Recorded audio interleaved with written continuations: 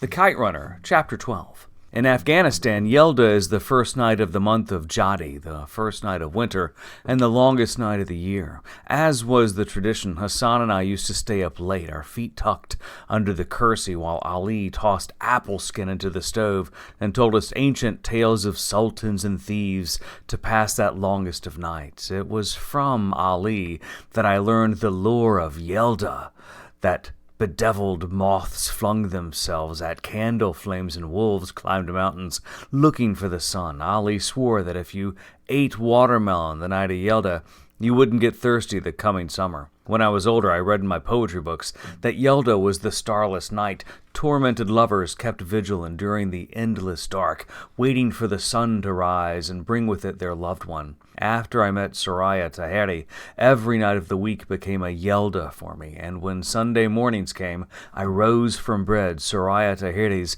brown-eyed face already in my head, and Baba's bus. I counted the miles until I'd see her sitting, barefoot, arranging cardboard boxes of yellowed encyclopedias, her heels white against the asphalt, silver bracelets jingling around her slender wrists. I'd think of the shadow her hair cast on the ground when it slid off her back and hung down like a velvet curtain. Soraya, swap, meet, princess, the morning sun to my Yelda. I invented excuses to stroll down the aisle, which Baba acknowledged with a playful smirk, and past the Tahiri stand. I would wave at the general, perpetually dressed in his shiny, overpressed gray suit, and he would wave back. Sometimes he'd get up from his director's chair and we'd make small talk about my writing, the war, the day's bargains, and I'd have to will my eyes not to peel away, not to wander where Soraya sat reading a paperback. The general and I would say our goodbyes, and I'd try not to slouch as I walked away. Sometimes she sat alone, the general off to some other row to socialize, and I would walk by, pretending not to know her but dying to. Sometimes she was just there with a portly middle-aged woman with pale skin and dyed red hair. I promised myself that I would talk to her before the summer was over, but schools reopened, the leaves reddened, yellowed, and fell. The rains of winter swept in and wakened Baba's joints. Baby leaves sprouted once more, and I still hadn't had the heart, the dill to even look her in the eye. The spring quarter ended in May 1985. I aced all my general education classes, which was a minor miracle, given how I'd sit in lectures and think of the soft hook of Soraya's nose. Then, one sweltering Sunday that summer, Baba and I were at the flea market, sitting at our booth, fanning our faces with newspapers. Despite the sun bearing down like a branding iron, the market was crowded that day, and sales had been strong. It was only 12:30, but we'd already made $160. I got up, stretched, and asked Baba if he wanted a Coke. He said he'd love one. "Be careful, Amir," he said as I began to walk. "Of what, Baba? I am no Hahmag, so don't play stupid with me." "I don't know what you're talking about." "Remember this," Baba said, pointing at me. "The man is a Pashtun to the root. He has Nang and Namuz." Nang, Namuz, honor and pride, the tenets of Pashtun men, especially when it came to the chastity of a wife or a daughter. "I'm only going to get us drinks. Just don't embarrass me, that's all I ask." "I won't. God, Baba." Baba lit a cigarette and started fanning himself again. I walked toward the concession booth initially, then turned left at the T-shirt stand, where, for $5, you could have the face of Jesus, Elvis, Jim Morrison, or all three pressed on a white nylon T-shirt. Mariachi music played overhead, and I smelled pickles and grilled meat. I spotted the Taheri's gray van 2 rows from ours, next to a kiosk selling mango on a stick. She was alone, reading, white, ankle-length summer dress ready, open-toed sandals, hair pulled back and crowned with a tulip-shaped bun. I meant to simply walk by again, and I thought I had, except suddenly I was standing at the edge of the Taheri's white tablecloth, staring at Soraya across curling irons and old neckties. She looked up. "Salam," I said. "I'm sorry to be Mozahem. I didn't mean to disturb you." "Salam." "Is General Sahib here today?" I said. My ears were burning. I couldn't bring myself to look her in the eye. "He went that way," she said, pointed to her right. The bracelet slipped down to her elbow, silver against olive. "Will you tell him I stopped by to pay my respects?" I said. "I will. Thank you," I said. "Oh, and my name is Amir, in case you need to know, so you can tell him that I stopped by to pay my respects." Yes. I shifted on my feet, cleared my throat. I'll go now. Sorry to disturb you. Nay, you didn't, she said. Oh, good. I tipped my head and gave her a half smile. I'll go now. Hadn't I already said that? Khoda Hafez. Khoda Hafez. I began to walk, stopped, and turned. I said it before I had a chance to lose my nerve. Can I ask what you're reading? She blinked. I held my breath. Suddenly, I felt the collective eyes of the flea market Afghans shift to us. I imagined a hush falling, lips stopping in mid-sentence, heads turning, eyes narrowing with keen interest. What was this? Up to that point, our encounter could have been interpreted as a very respectful inquiry, one man asking for the whereabouts of another man, but I'd ask her a question, and if she answered, well, we'd be chatting. Me, a mujahid, a single young man, and she, an unwed young woman, one with a history no less. This was teetering dangerously on the verge of gossip material, and the best kind of it. Poisoned tongues would flap, and she would bear the brunt of that poison, not me. I was fully aware of the Afghan double standard. It favored my gender. Not, did you see him chatting with her? But hooey, did you see how she wouldn't let him go? What a lochak! By Afghan standards, my question had been bold. With it, I had bared myself and left little doubt as to my interest in her. But I was a man, and all I had risked was a bruised ego. Bruises healed, reputations did not. Would she take my dare? She turned the book so the cover faced me. Wuthering Heights. Have you read it? She said. I nodded. I could feel the pulsating heat of my heart behind my eyes. It's a sad story. Sad stories make good books, she said. They do. I heard you right. How did she know? I wondered if her father had told her. Maybe she had asked him. I immediately dismissed both scenarios as absurd. Fathers and sons could freely talk about women, but no Afghan girl, no decent and mohatran Afghan girl at least, queried her father about a young man, and no father, especially a Pashtun with Nang and Namuz, would discuss a Mujahid with his daughter, not unless the fellow in question was a Kastigar, a suitor who had done the honorable thing and sent his father to knock on the door. Incredibly, I heard myself say, "Would you like to read one of my stories?" I would like that, she said. I sensed an unease in her now, saw it in the way her eyes began to flick from side to side. Maybe checking for the general, I wondered what he would say if he found me speaking for such an inappropriate length of time with his daughter. Maybe I'll bring you one someday, I said. I was about to say more when the woman I'd seen on occasion with Soroya came walking up the aisle. She was carrying a plastic bag full of fruit. When she saw us, her eyes bounced from Soraya to me and back. She smiled. "Amir John, good to see you," she said, unloading the bag on the tablecloth. Her brow glistened with a sheen of sweat. Her red hair, coiffed like a helmet, glittered in the sunlight.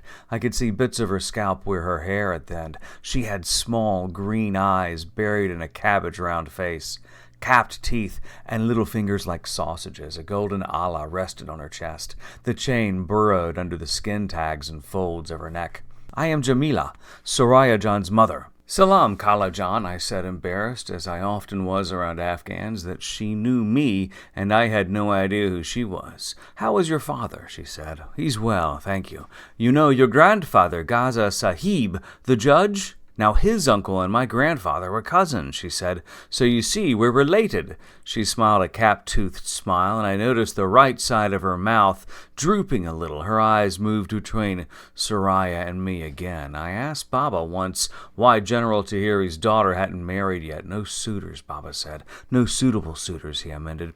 But he wouldn't say more. Baba knew how lethal idle talk could prove to a young woman's prospects of marrying well. Afghan men, especially those from reputable families, were fickle creatures. A whisper here, an insinuation there, and they fled like startled birds. So wedding had come and gone, and no one sung Ahesta Bora for Soraya. No one had painted her palms with henna. No one had held a Koran over her headdress, and it had been General Tahiri who danced with her at every wedding.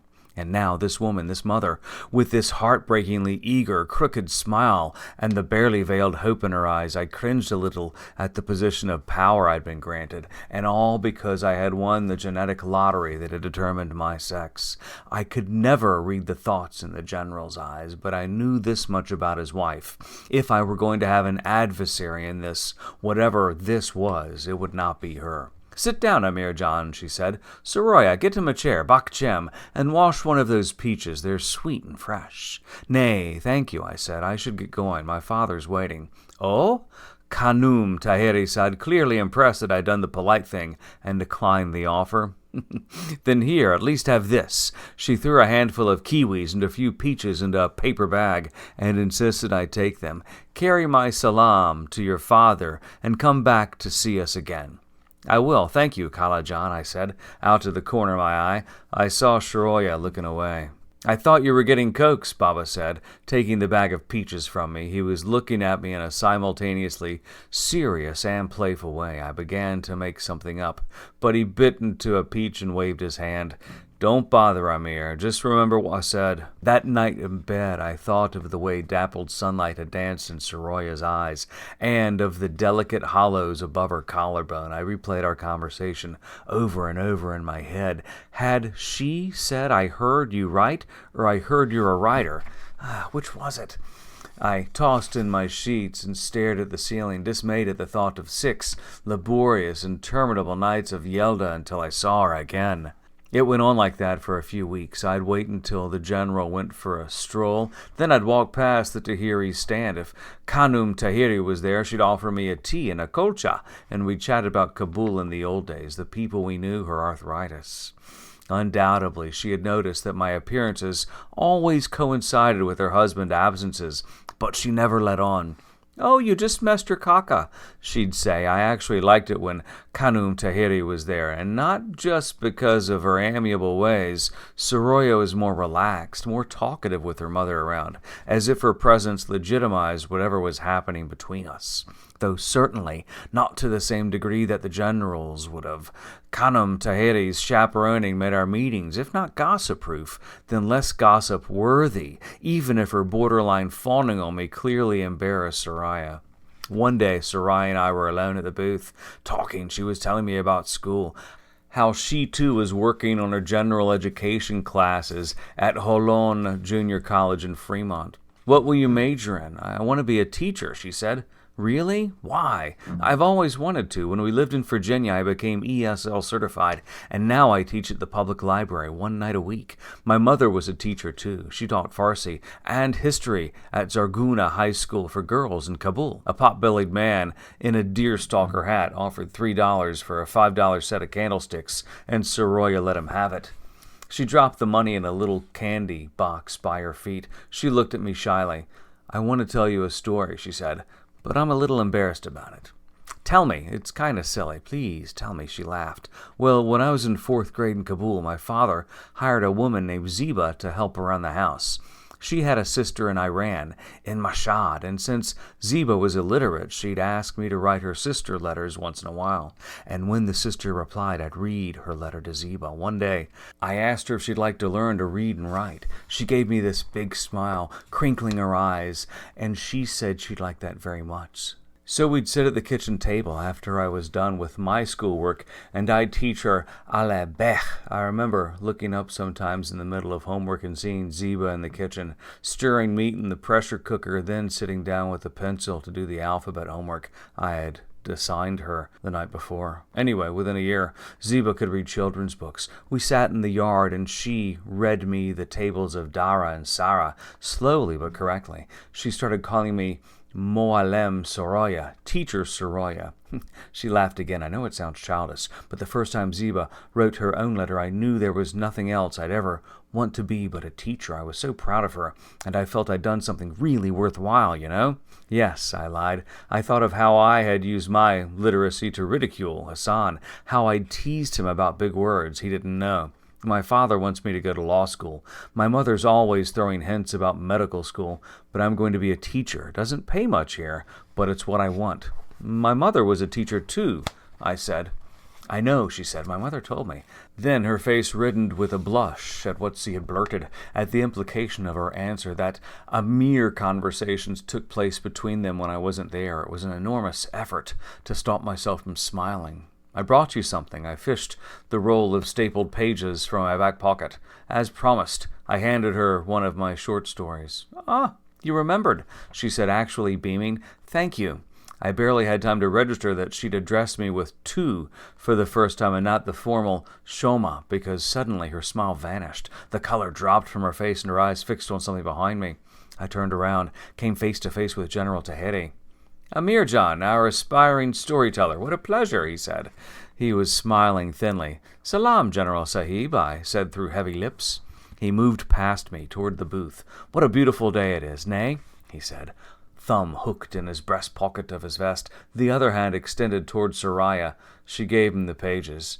They say it will rain this week. Hard to believe, isn't it? He dropped the rolled pages in the garbage can, turned to me, and gently put a hand on my shoulder.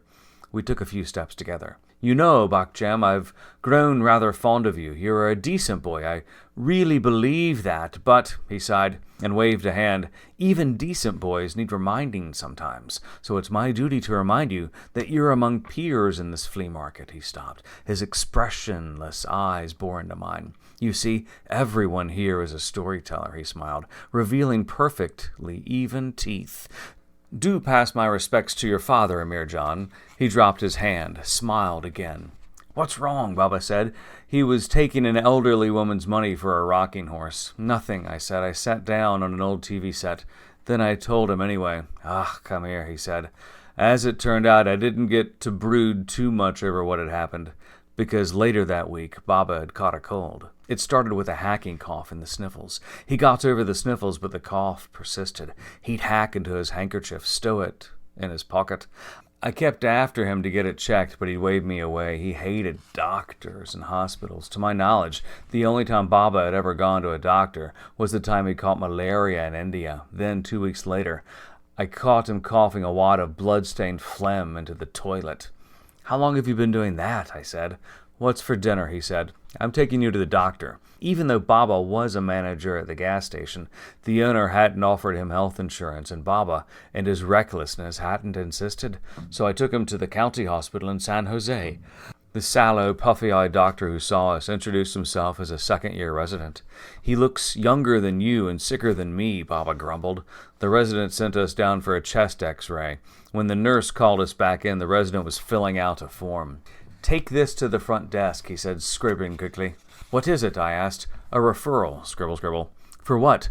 Pulmonary clinic. What's that? He gave me a quick glance, pushed up his glasses, began scribbling again. He's got a spot on his right lung. I want them to check it out. A spot? I said. The room suddenly too small. Cancer? Baba added casually.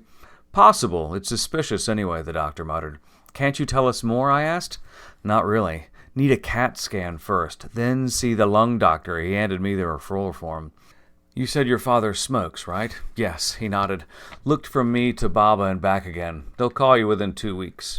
I wanted to ask him how I was supposed to live with that word, suspicious, for 2 whole weeks. How was I supposed to eat, work, study? How could he send me home with that word? I took the form and turned it in. That night I waited until Baba fell asleep and then folded a blanket. I used it as a prayer rug, bowing my head to the ground. I recited half-forgotten verses from the Quran, verses the mullah had made us commit to memory in Kabul and ask for kindness from a God I wasn't sure existed. I envied the mullah now, envied his faith and certainty. 2 weeks passed and no one called, and when I called them, they'd told me they'd lost the referral. Was I sure I had turned it in? They said they would call in another 3 weeks. I raised hell and bargained the 3 weeks down to 1 for the CAT scan, 2 to see the doctor. The visit was with the pulmonologist, Dr. Schneider. It was going well until Baba asked him where he was from. Dr. Schneider said Russia. Baba lost it. Excuse us, doctor, I said, pulling Baba aside. Dr. Schneider smiled and stood back, stethoscope still in hand. Baba, I read Dr. Snyder's biography in the waiting room. He was born in Michigan. Michigan, he's American. A lot more American than you and I ever will be. I don't care where he was born. He's Russi, Baba said, grimacing like it was a dirty word. His parents were Russi. His grandparents were Russi. I swear on your mother's face I'll break his arm if he tries to touch me. Dr. Snyder's fled from Shari, don't you see? They escaped. But Baba would hear none of it. Sometimes I think the only thing he loved as much as his late wife was Afghanistan, his late country. I almost screamed with frustration. Instead, I sighed and turned to Dr. Schneider. I'm sorry, doctor. This isn't going to work out. The next pulmonologist, Dr. Amani, was Iranian, and Baba approved. Dr. Amani, a soft-spoken man with a crooked mustache and a mane of gray hair, told us he had reviewed the CAT scan results and that he would have to perform a procedure called a bronchoscopy to get a piece of the lung mass for a pathology. He scheduled it for the following week. I thanked him as I helped Baba out of the office, thinking that now I had to live a whole week with this new word, mass, an even more ominous word than suspicious. I wish Soraya was there with me. It turned out like that. Like Satan, cancer has many names. Baba was called oat cell carcinoma, advanced, inoperable. Baba asked Dr. Amani for a prognosis. Dr. Amani bit his lip, used the word grave. There is chemotherapy, of course, but it would only be palliative. What does that mean, Baba asked. Dr. Amani sighed. It means it wouldn't change the outcome, just prolong it. That's a clear answer, Dr. Amani. Thank you for that, Baba said, but no chemo medication for me. He had the same resolved look on his face as the day he dropped the stack of food stamps on Mrs. Dobbins's desk. But Baba, don't you challenge me in public, Amir, ever. Who do you think you are? The rain General Tahari had spoken about at the flea market was a few weeks late, but when we stepped out of Dr. Amani's office, passing cars sprayed grimy water onto the sidewalks. Baba lit a cigarette. He smoked all the way to the car and all the way home. As he was slipping the key into the lobby door, I said, I wish you'd give chemo a chance, Baba. Baba pocketed the keys, pulled me out of the rain and under the building's striped awning. He kneaded me in the chest with the hand holding the cigarette. Boss, I've made my decision. What about me, Baba? What am I supposed to do? I said, my eyes welling up. A look of disgust swept across his rain-soaked face. It was the same look he'd given me when I was a kid. I'd fall, scrape my knees and cry. It was the crying that brought it on then, the crying that brought it on now. You're 22 years old, Amir, a grown man. You, he opened his mouth, closed it, opened it again, reconsidered above us. Rain drummed on the canvas awning. What's going to happen to you say? All those years, that's what I was trying to teach you, how to never have to ask that question. He opened the door, turned back to me. And one more thing. No one finds out about this. You hear me? No one. I don't want anyone's sympathy. Then he disappeared into the dim lobby. He chain-smoked the rest of the day in front of the TV. I don't know what or whom he was to find. Me? Dr. Amani? Or maybe the God he had never believed in. For a while, even cancer couldn't keep Baba from the flea market. We'd made our garage sale treks on Saturdays, Baba the driver and me the navigator, and set up our displays on Sundays, brass lamps, baseball gloves, ski jackets with broken zippers. Baba greeted acquaintances from the old country, and I haggled with buyers over $1 or $2. Like any of it mattered, like the day I would become an orphan was an inching closer with each closing of the shop. Sometimes General Tahiri and his wife strolled by. The general, ever the diplomat, greeted me with a smile and his two-handed shake, but there was a new reticence in Kahum Tahiri's demeanor. A reticence broken only by her secret, droopy smiles and the furtive apologetic looks she cast my way when the general's attention was engaged elsewhere. I remember that period as a time of many firsts. The first time I heard Baba moan in the bathroom. The first time I found blood on his pillow. In over 3 years running the gas station, Baba had never called in sick.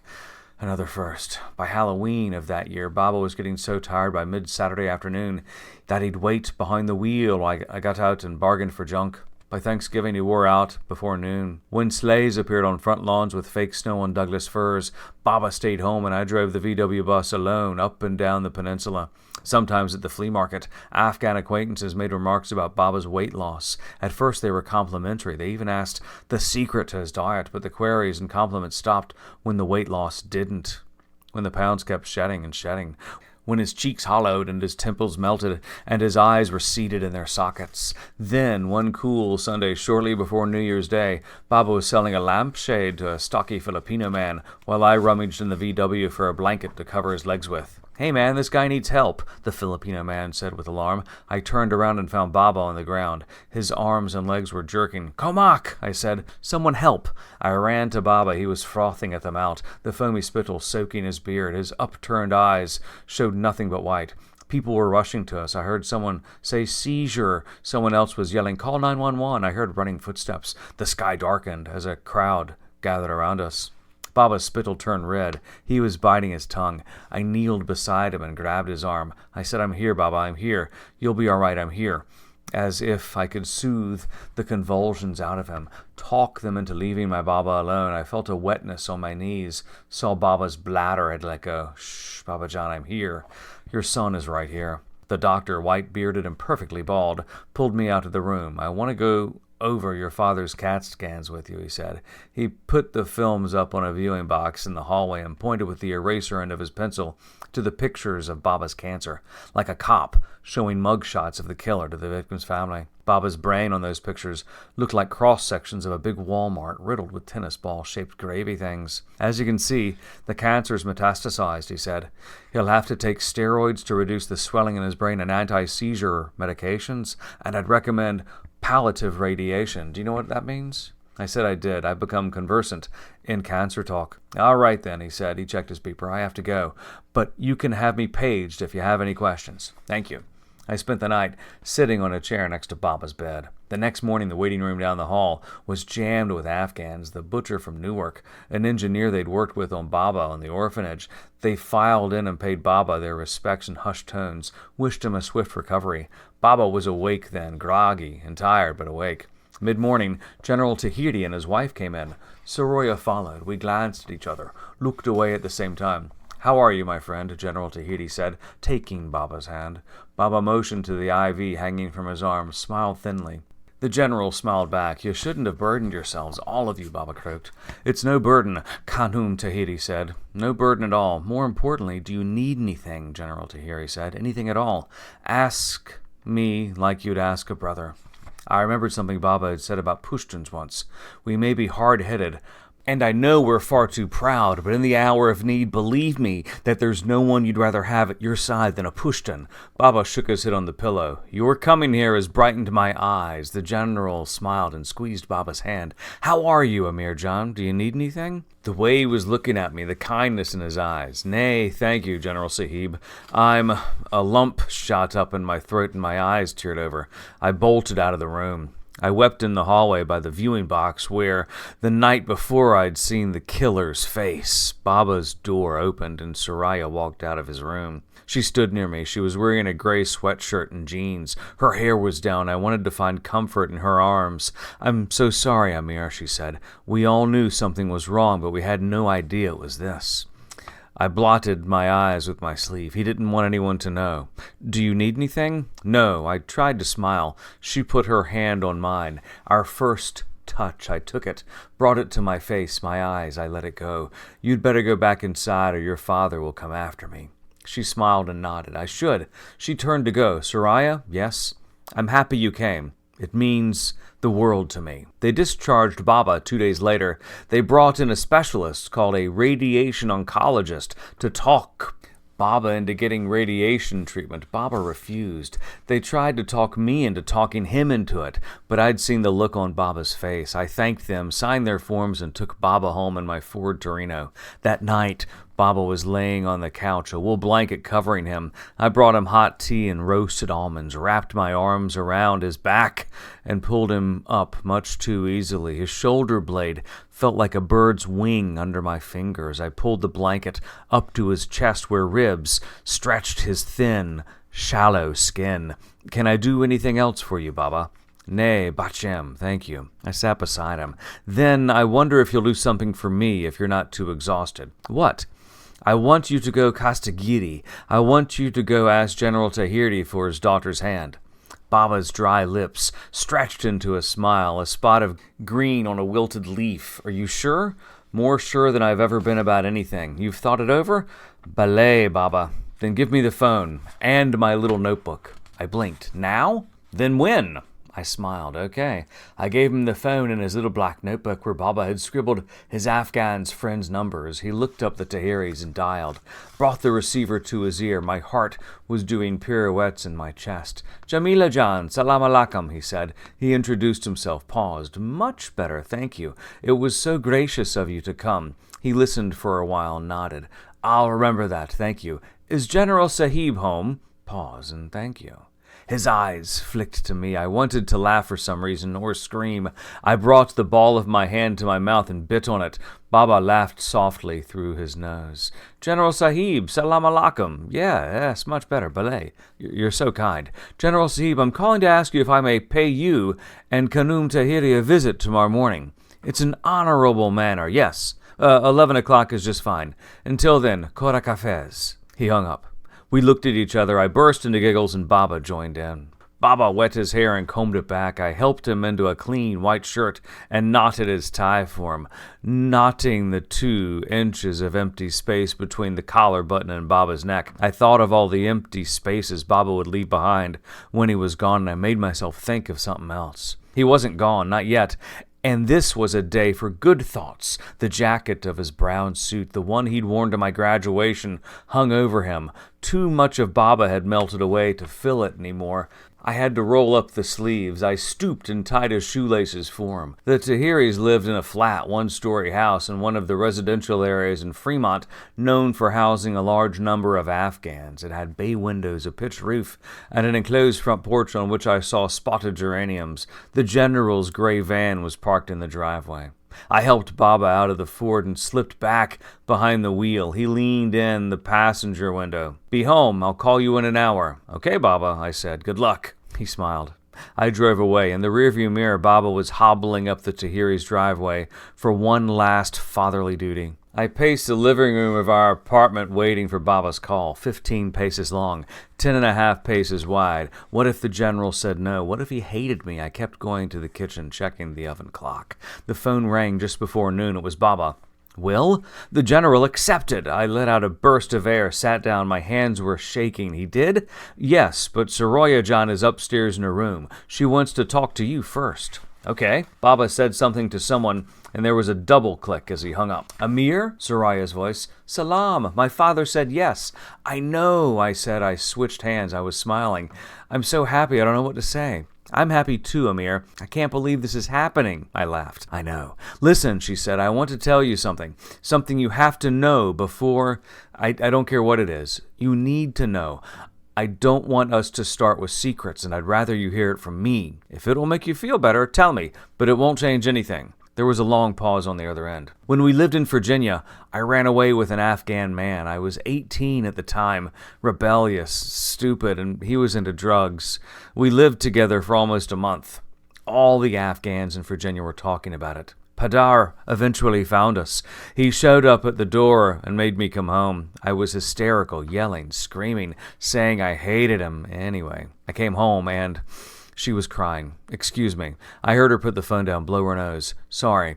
She came back on, sounding hoarse. "When I came home, I saw my mother had had a stroke. The right side of her face was paralyzed, and I felt so guilty. She didn't deserve that. Padar moved us to California shortly after." A silence followed.